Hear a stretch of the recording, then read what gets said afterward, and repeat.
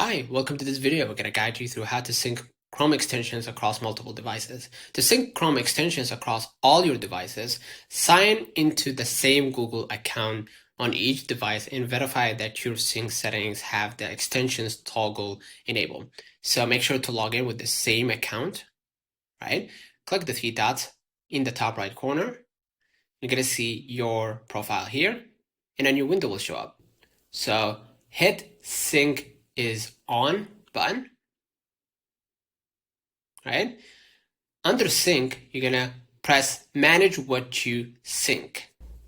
Inside, as you can see, I already set to sync everything, right? To double check if your extensions are included, turn on extensions here, right?